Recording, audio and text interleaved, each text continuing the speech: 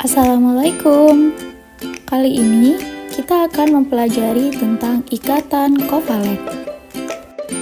Simak videonya baik-baik ya. Selamat menyaksikan.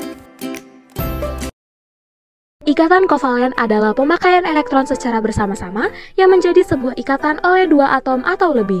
Berdasarkan jumlah pasangan elektron yang digunakan secara bersama atau pasangan elektron ikatan, ikatan kovalen yang terbentuk antara dua atom unsur dapat berupa ikatan kovalen tunggal dan ikatan kovalen rangkap.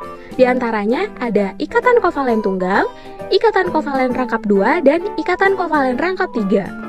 Pertama, terdapat ikatan kovalen tunggal. Ikatan kovalen tunggal adalah ikatan yang melibatkan satu pasangan elektron oleh dua atom yang berikatan dengan penggunaan secara bersama, atau terdapat satu pasangan elektron ikatan. Sebagai contoh, ikatan kovalen tunggal antara atom H dan atom Cl dalam senyawa HCl. Maka konfigurasi atom H dan Cl yaitu atom H memiliki nomor atom 1 sehingga konfigurasi elektronnya adalah 1, sehingga elektron valensinya adalah 1. Kemudian ada atom Cl dengan nomor atom 17, konfigurasi elektronnya adalah 2, 8, 7, sehingga elektron valensinya adalah 7.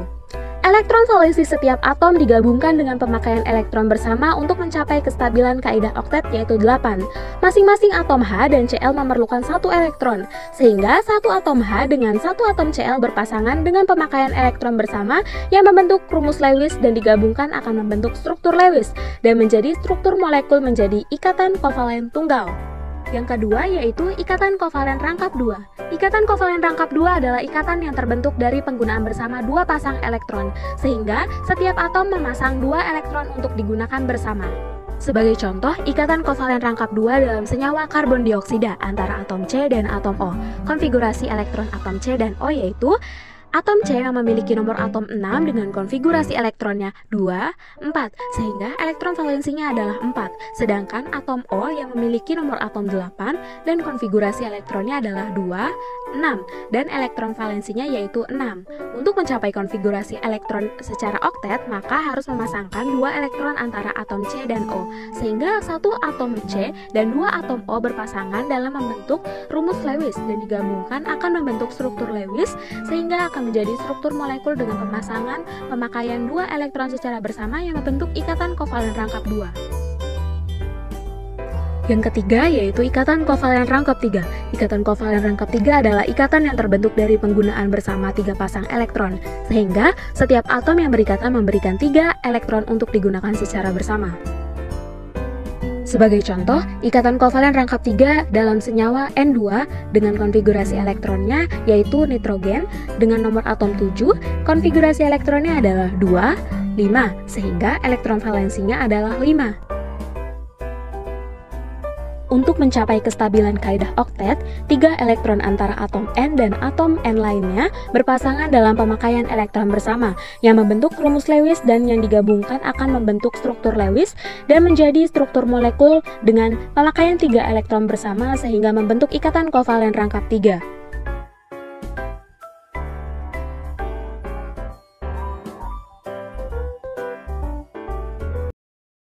Ikatan kovalen koordinasi, di mana ikatan kovalen koordinasi didefinisikan sebagai ikatan kovalen di mana pasangan elektron yang dipakai bersama hanya disumbangkan oleh satu atom, sedangkan atom yang satu lagi tidak menyumbangkan elektron. Yang harus diingat adalah ikatan kovalen koordinasi ini hanya dapat terjadi jika salah satu atom mempunyai pasangan elektron bebas. Nah contohnya, ion amonium atau NH4+ terbentuk dari amonia atau NH3 dan ion hidrogen atau H+ melalui ikatan kovalen koordinasi. Nah, untuk memahami pembentukan ikatan kovalen pada ion amonium, kita jabarkan terlebih dahulu ikatan yang terbentuk pada senyawa NH3. Nah, nitrogen dengan nomor atom 7, konfigurasi elektronnya adalah 25, sehingga elektron valensinya adalah 5, dan lambang Lewisnya dapat kita gambarkan seperti ini. Nah, kemudian, untuk hidrogen dengan nomor atom 1, konfigurasinya adalah 1, sehingga elektron valensinya adalah 1, dan lambang Lewisnya dapat kita gambarkan seperti ini. Nah, untuk mencapai kestabilan, satu atom nitrogen berikatan dengan 3 atom hidrogen melalui ikatan kovalen tunggal yang dapat digambarkan sebagai berikut. Nah, selanjutnya, untuk H+ merupakan suatu kation yang terbentuk setelah satu atom hidrogen melepas satu elektron. Dan setelah melepas satu elektron tersebut, hidrogen tidak lagi memiliki elektron valensi. Nah, sehingga untuk memenuhi aturan duplet, hidrogen membutuhkan 2 elektron tambahan. Nah, hal ini dapat tercapai apabila ion H+ berikatan dengan NH3, di mana NH3 akan menyumbangkan pasangan elektron bebasnya untuk digunakan bersama. Adapun ion H+ tidak menyumbangkan elektronnya dan hanya menggunakan pasangan elektron yang disumbangkan oleh NH3 saja, sehingga terbentuk ion NH4+ dengan struktur Lewis berikut ini. Nah, ikatan yang pasangan elektron ikatannya hanya berasal dari atom nitrogen inilah yang disebut dengan ikatan kovalen koordinasi. Berikutnya setelah berikatan dengan cara ini, hidrogen yang ini menjadi duplek karena memiliki 2 elektron valensi. Selanjutnya, jika ikatan kovalen dinyatakan dengan garis, maka ikatan kovalen koordinasi dinyatakan dengan anak panah, di mana arah anak panahnya adalah dari atom yang menyediakan pasangan elektron menuju atom yang menggunakan pasangan elektron. Nah, maka untuk ion amonium atau NH4+ ini, arah tanda panahnya adalah dari atom nitrogen ke arah H+ sehingga rumus strukturnya dapat digambarkan sebagai berikut. Sifat dari senyawa kovalen. Apa saja sifat-sifat dari senyawa kovalen? Nah, seperti yang kita sebutkan tadi pertama, pada umumnya senyawa kovalen itu berbentuk molekul dengan interaksi yang lemah sesama molekulnya. Biasanya berwujud gas, cair, ataupun padat dengan titik didih dan titik leleh rendah. Misalnya pada gula pasir.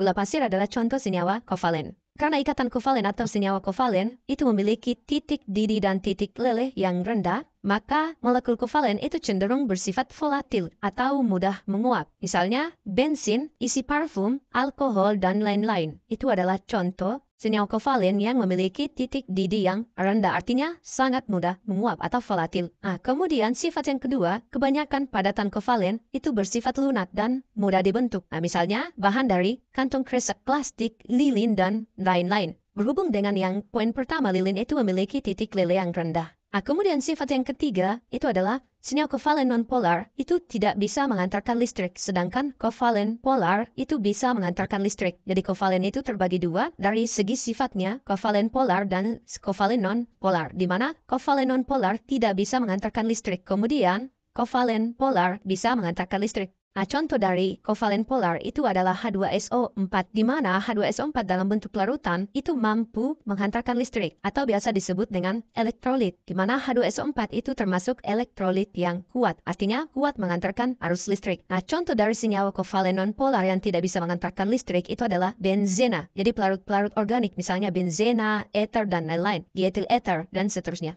Nah, sifat yang keempat, senyawa kovalen polar itu dapat larut dalam pelarut air dan pelarut polar yang lain. Sedangkan untuk kovalen nonpolar itu larut dalam pelarut-pelarut nonpolar juga. Jadi polar larut dalam pelarut polar dan molekul nonpolar itu larut dalam pelarut-pelarut nonpolar. Misalnya, pelarut nonpolar itu adalah ether, kloroform, benzen, dan lain-lain. Sedangkan pelarut polar misalnya air. Nah, ketiga senyawa itu dapat kita golongkan. Yang pertama adalah senyawa yang tidak mencapai aturan oktet, artinya elektron valensinya kurang dari 8. Yang kedua, senyawa yang jumlah elektron valensinya ganjil. Dan yang terakhir adalah senyawa yang elektron valensinya lebih dari 8, atau sering disebut dengan senyawa dengan oktet berkembang, atau sering disebut dengan superoktet. Nah, apa saja masing-masing contoh dari senyawa ini? Senyawa yang tidak mencapai aturan oktet, itu contohnya adalah BCl2 dan BCl3. Senyawa yang jumlah elektron valensinya ganjil itu adalah NO2. Dan yang terakhir, senyawa yang elektron valensinya lebih dari 8 atau superoktet, contohnya adalah PCl5 dan SF6. Nah, saya akan bahas satu saja, yaitu senyawa yang tidak mencapai kaidah oktet atau elektron valensi atom pusatnya kurang dari 8. Itu BCl2, struktur Lewisnya adalah sebagai berikut. Atom Be itu terdapat pada golongan 2A, berarti elektron valensinya ada 2.